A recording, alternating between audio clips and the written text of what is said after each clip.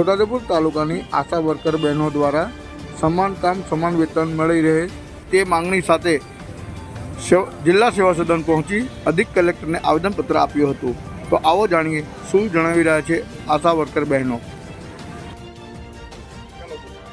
ચંદ્રિકા સોલંકીના આગેવાનમાં આજે અમારે છોટાઉદેપુર જિલ્લાની બહેનો છોટાઉદેપુર પહોંચ્યા છે કે મોદી સાહેબના જન્મદિવસે નિમિત્તે અમે સમાન કામ સમાન વેતન આપે એના માટે અમે કલેક્ટરશ્રીને આવેદનપત્રક આપવા માટે આવ્યા છે। છોટાઉદેપુર જિલ્લામાં કે ટેકોની કામગીરી બહેનોને કરવામાં આવેલી છે, પણ ટેકોની કામગીરીમાં કેવું કે નેટનો પ્રોબ્લેમ છે ને કવરેજનો પ્રોબ્લેમ છે કે ડુંગર વિસ્તાર છે ત્યાં નેટ નહીં આવતું, કવરેજ નહીં આવતું, તે એન્ટ્રી કેવી રીતે કરી શકીએ ને બહેનો જોને કે સ્વાઇન ફોલ નથી, ડબલો લાઈન ફરે છે તો એન્ટ્રી કેવી રીતે અમારે કરવાની, એના માટે ડબુલ તો બહુ આવી રહ્યું। તો સરકારને નમ્ર વિનંતી કે અત્યારે ફોન લેવા માટે તો 20-25 હજાર રૂપિયા જોઈએ, અમારે વ્યાજે પૈસા લાઈન ફોન ખરીદવાના ને અમારું ઇન્સેન્ટિવ મળે છે 2-3 હજાર રૂપિયા મળે છે।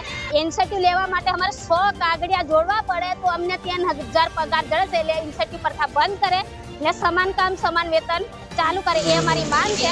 ને છોટાઉદેપુર જિલ્લામાં કે ટેકોની કામગીરીનું કોઈ પેલું છે નથી, નેટવર્કનો પ્રોબ્લેમ અમારે વધારે છે એટલે અમારાથી કામગીરી થઈ શકે એમ નથી।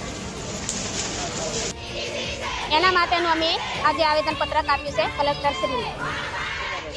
લીલા એમ રાખે આજે તમે આવેદનપત્ર આપવા આવ્યા છો, હા, શું છે તમારી માંગ?